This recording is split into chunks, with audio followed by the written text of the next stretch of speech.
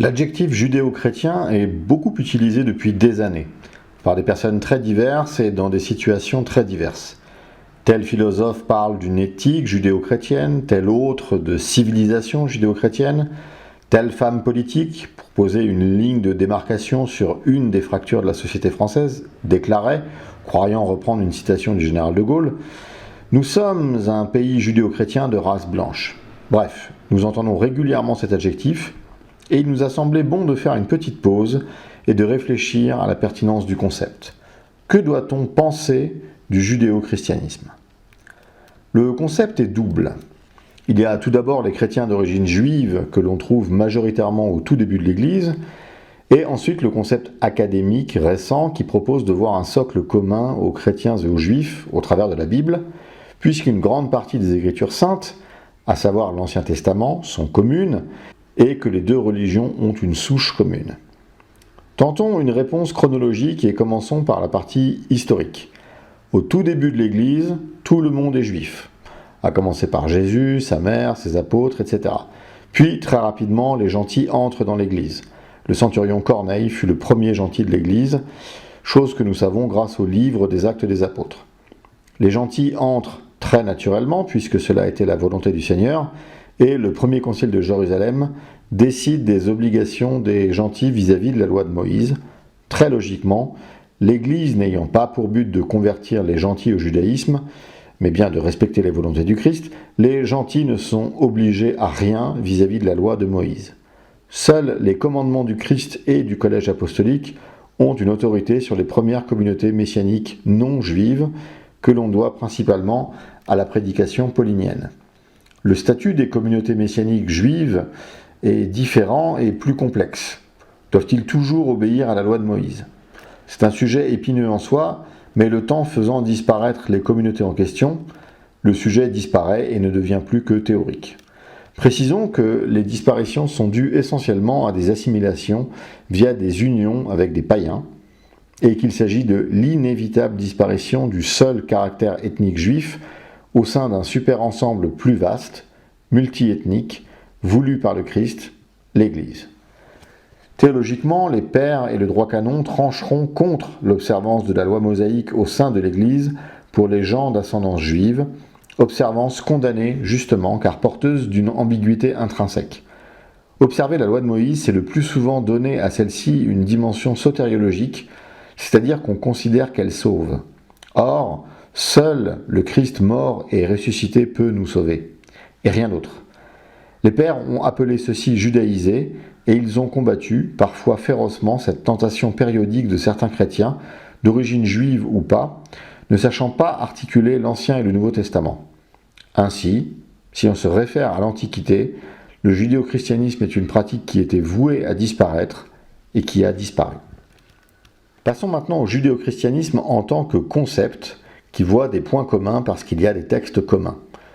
Disons-le sans embâge, sur ce plan, le judéo-christianisme est un concept absurde. Certes, il y a des textes communs, mais ce qui fait foi dans les deux religions différentes, ce n'est pas tant le texte que son interprétation. Les juifs et les chrétiens lisent tous les deux Isaïe 53, et pourtant, les deux ne le comprennent pas de la même façon. Là où les chrétiens voient chez le serviteur souffrant prophétisé par Isaïe une évocation frappante et émouvante d'un Christ qui va souffrir pour les fautes des autres, les Juifs croient voir un texte annonciateur de leur souffrance au travers de l'histoire. Ainsi, on voit bien que le fait d'avoir des textes en commun ne signifie pas avoir finalement l'essentiel en commun. Alors oui, bien évidemment, il y a des choses communes. Nous croyons en Dieu, nous croyons dans le mariage hétérosexuel monogame comme noyau familial, la création ex nihilo en 6 jours, et tout un ensemble de choses qui sont peu ou pas religieuses, ou religieuses au sens large, la prière, la morale, le culte, les traditions cultuelles, etc. Souvent, le terme est vu comme faisant référence à la matrice juive du christianisme. Mais c'est ici le mot juif qui est piégé. Juif avant Jésus et juif après Jésus, ce n'est pas la même chose. Juif avant Jésus, par définition, cela ne dit rien d'un positionnement vis-à-vis de Jésus. Mais après Jésus, être juif, et nous parlons ici sous l'angle religieux, c'est quelque chose de très particulier. Cela veut dire qu'on ne croit pas que Dieu est trinitaire, qu'on ne croit pas que Jésus est Dieu, et qu'on ne croit pas davantage qu'il soit mort et ressuscité. Cela veut dire que l'on croit que Dieu est une monade refermée, que Jésus est un escroc, justement condamné, et que ce sont les rabbins du Talmud qu'il convient de considérer comme des autorités spirituelles véritables.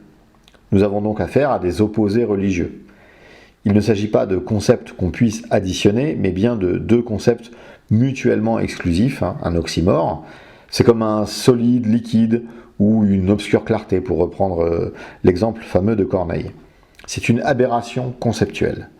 Être juif après Jésus, c'est précisément ne pas reconnaître Jésus. Il y a pourtant une ambiguïté supplémentaire, car l'identité juive est très complexe à saisir. On me dira qu'on peut très bien être juif au niveau du génétique et reconnaître le Christ. Certes, mais dans ce cas, on est chrétien. Pour la compréhension de l'analyse, est juif qui suit l'enseignement talmudique.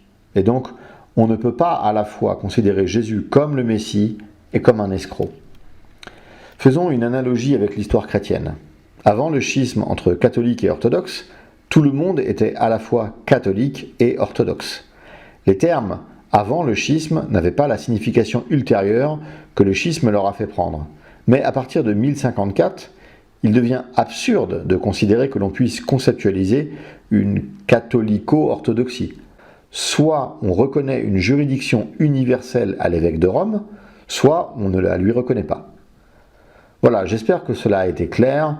Le judéo-christianisme, concept issu des écoles protestantes allemandes ayant accouché de la critique historique, cela aurait dû nous mettre la puce à l'oreille. Ce concept est faux.